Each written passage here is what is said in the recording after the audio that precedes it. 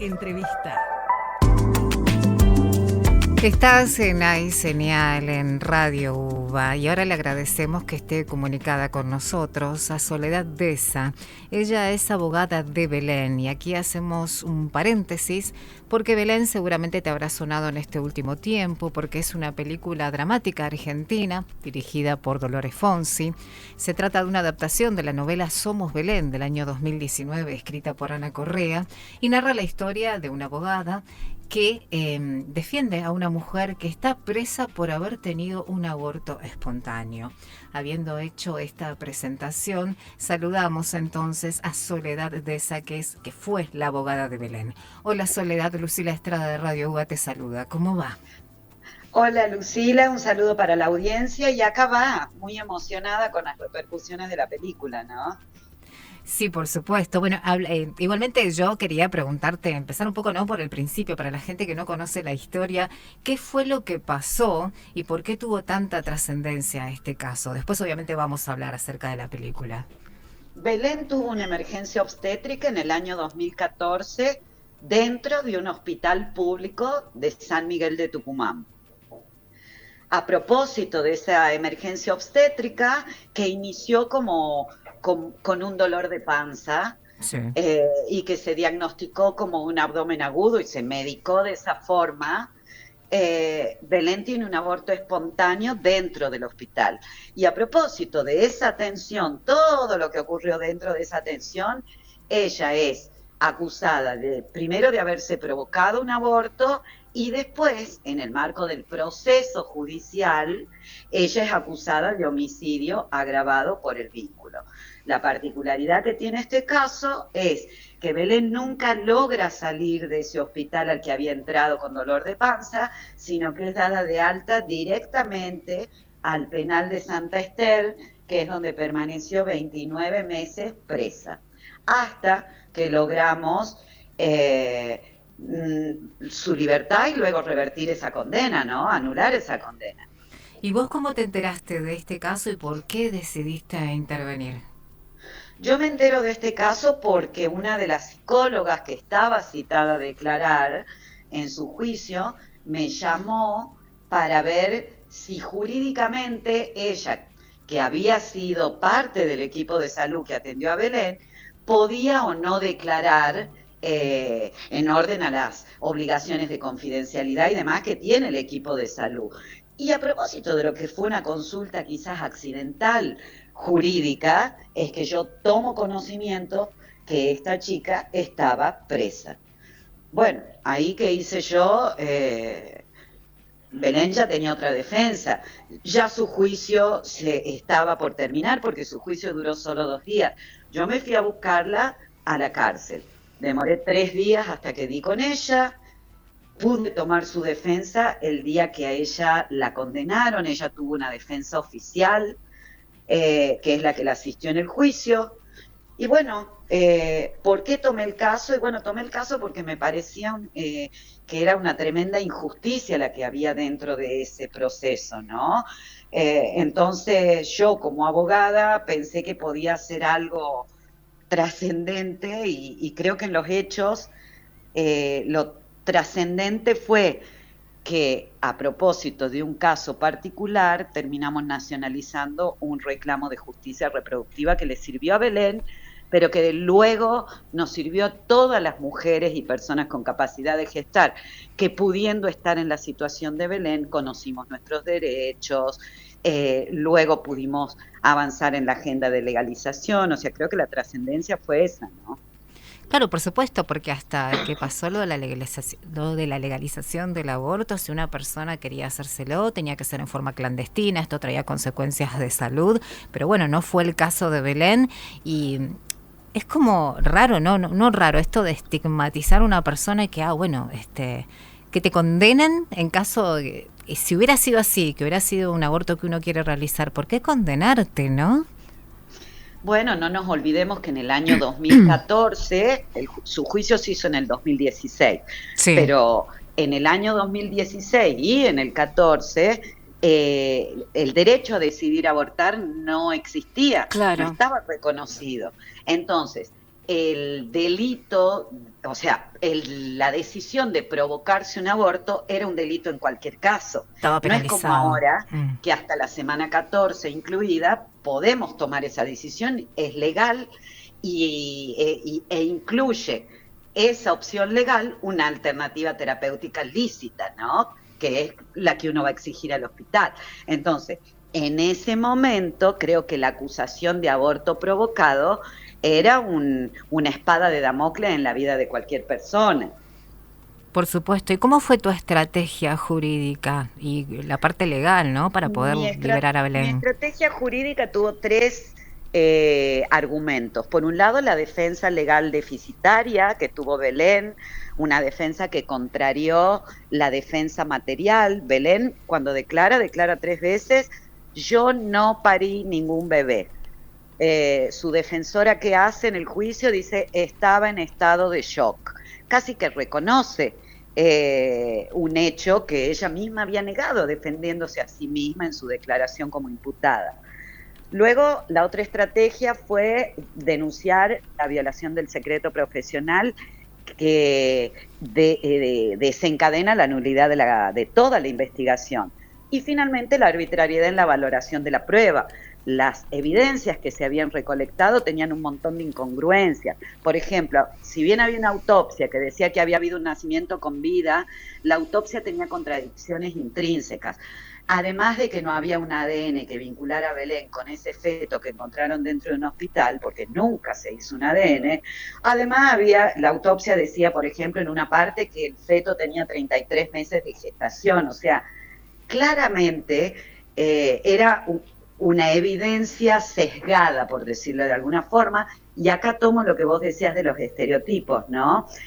¿Cómo juegan los prejuicios en las investigaciones penales? Así, arrasando con el principio de inocencia, que es una garantía constitucional que tienen todas las personas dentro de los procesos, y haciendo inferencias culpabilizadoras de evidencias que no demuestran lo que se quiere afirmar o concluir. Entonces, jurídicamente el recurso fue en esa dirección.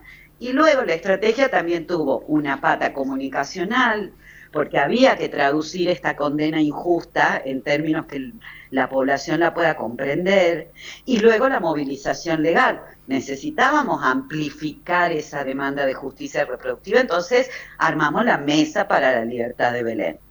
Y con esas tres patas de la estrategia, me parece que fue que en 5 meses logramos su libertad. ¿Y cómo influyen, Soledad, los medios de comunicación locales, los contextos sociopolíticos, tanto el actual como en el de aquel entonces, ¿no? Y los contextos influyen de manera muy significativa. Pensemos en el rol que tiene el Poder Judicial y cómo la sociedad toma al Poder Judicial como un actor estratégico, a veces dándole entidad definitiva a pronunciamientos que no lo tienen, o cómo el Poder Judicial está sirviendo, al menos en el último tiempo, para disciplinar. Fíjense la criminalización de la protesta, fíjense la cárcel para la expresidenta Cristina Fernández de Kirchner, ¿no? Con una ampliación del tipo penal e interpretaciones inauditas en otro momento. Digo, el Poder Judicial, como poder contramayoritario, tiene fuerte incidencia en la opinión pública y se retroalimenta con una opinión pública que puntualmente frente a emergencias obstétricas tiene un gran sesgo de género, pero sobre todo de clase, ¿no? El derecho penal tiene una selectividad que opera sobre aquellos que menos tienen. Vamos a ver que las cárceles están en general llenas de personas pobres, ¿no? Y no es porque las personas con recursos simbólicos y materiales no delincan en muchas oportunidades, sino quizás porque tienen mejores defensas o bien porque disponen de otros recursos que les evitan un proceso judicial y la cárcel.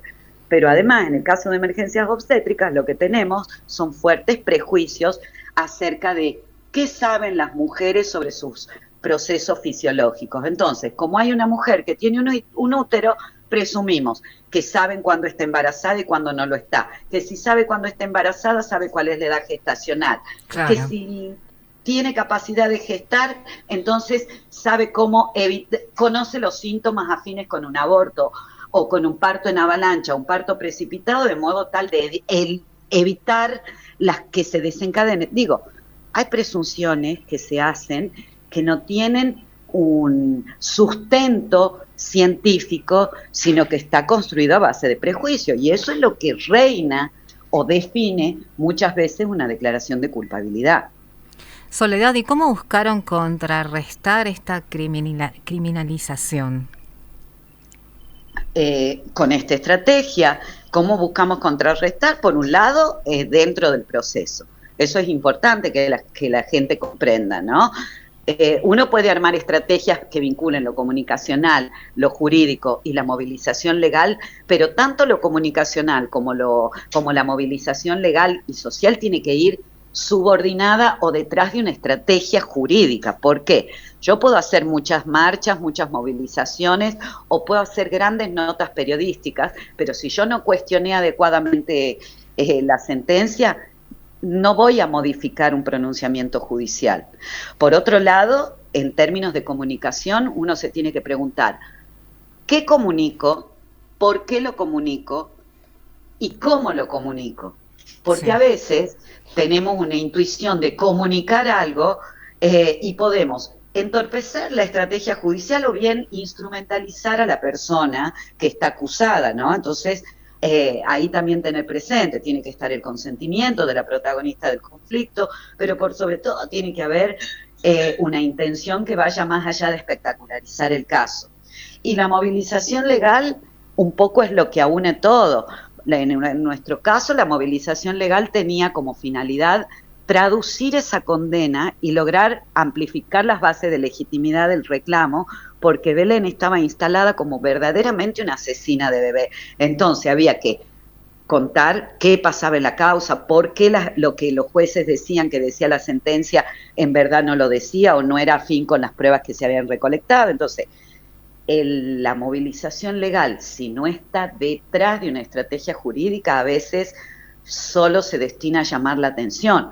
Una atención que uno puede concentrar, convocar, quizás sin grandes efectos, si solo lo que queremos hacer es lograr un foco. Entonces, cuando uno logra convocar atención, dentro de un proceso tiene que saber cuál es la finalidad de esa atención, ¿no? Y ahí por eso volvemos, por eso todo es circular, volvemos al recurso y al trabajo jurídico de la abogacía para cuestionar esa decisión. Y Soledad, tiene que ver un poco también el tipo de sociedad en que suceden estas cosas, la provincia en la que esta chica estaba, que la sociedad era más conservadora o que tiene Claro, prejuicios. claro que tiene que ver porque nuestro norte, nuestro NOA y nuestro NEAS son los que albergan quizás los conservadurismos religiosos y neoconservadurismos políticos más fuertes. Ahora bien, en cuestiones de género que vinculen el binomio sexualidad y reproducción, me atrevo a decir que es a lo largo y a lo ancho del país que subsisten y resisten los mismos prejuicios. De hecho, en Buenos Aires está el caso de Juana con una emergencia obstétrica y estuvo presa hace un par de años y está criminalizada, pero antes que ella, Rosalía y demás. Digo, quizás lo que pasó es que Belén accedió a una defensa feminista y en los otros casos no hubo una defensa feminista que logre, con casos anteriores me refiero, no con el de Juana, que me consta que sí tiene una defensa feminista, pero quizás antes de Belén lo que quiero decir es, sí había otros casos, lo que pasa es que al estar caratulados como homicidio agravado por el vínculo, no nos permitían ver que dentro de esos casos había una emergencia obstétrica o, como en el caso de Belén puntualmente, había un aborto espontáneo, ¿no? Y ahí creo que las sociedades son tan prejuiciosas en el NOA, en el NEA, en el sur, en el centro o en Buenos Aires, ¿no? Soledad, y Vos cuando empezamos la entrevista hablabas de la película, ahora sí te llevo a ese tema. ¿Cómo recibiste la noticia de que sí iba a ser esta película? ¿Sentís que se ven bien reflejados los hechos? Contame un poco. Yo creo que la película es hermosa, no solo creo que está muy bien hecha desde lo técnico, sino que creo que Dolores tuvo la frescura, tuvo también la solvencia técnica para contar esta historia de la mejor forma en la que se podía contar, que es con muchísimo respeto, sin golpes bajos, aunque sea un caso duro en términos, digamos, fuerte, un caso que emociona, y creo que también tuvo la habilidad de mostrar un panorama y ubicar en un contexto este problema que se expresa en las mujeres, pero que se traduce en definitiva como una injusticia que afecta a toda la sociedad, que creo que es un poco lo que estamos discutiendo ahora, ¿no? Los femicidios, ¿nos afectan solamente a las mujeres o le afectan a toda la sociedad? Que la mitad de la población esté doblemente expuesta a una muerte violenta en el marco de un vínculo actual o pasado. No, no es un problema de mujeres, es un problema, es una injusticia que se expresa en la vida de las mujeres, pero que nos afecta a toda la sociedad como inserta en una democracia. Bueno, creo que eso hizo Dolores con las emergencias obstétricas, humanizarlas para mostrar cómo una cuestión que históricamente ha significado la persecución de mujeres, en realidad no solo afea a la sociedad en términos de justicia, sino que afecta a toda la sociedad en términos de democracia. Soledad, ¿y todavía hay desafíos que persisten en este acceso real al derecho por la ley de interrupción voluntaria del embarazo? Sí, sí, por supuesto que subsisten, porque continúan habiendo casos donde las emergencias obstétricas, sea a través de un aborto, sea a través de un parto en avalancha, de un parto precipitado, sea domiciliario, sea institucional, hay casos en los cuales aún hoy hay mujeres acusadas de delitos, ya sea de aborto o de homicidio agravado por el vínculo. Entonces, lo que tenemos que poner en el tapete es eso, el tema de las emergencias obstétricas y cómo hay eventos obstétricos donde la fisiología de las mujeres no está intervenida por la voluntad. Entonces, son eventos desafortunados donde independientemente de si hubo o no un nacimiento con vida, no hay un hecho delictivo. Por Hay un supuesto. hecho que se llama atípico en términos penales. Esa discusión es la que queda en nuestro Poder Judicial, también nuestro Ministerio Público Fiscal. Soledad, muchísimas gracias por estos minutos en Aiseñal, en Radio UBA. Fuiste muy amable con nosotros. A ustedes un abrazo muy grande. Adiós, hasta luego. Adiós.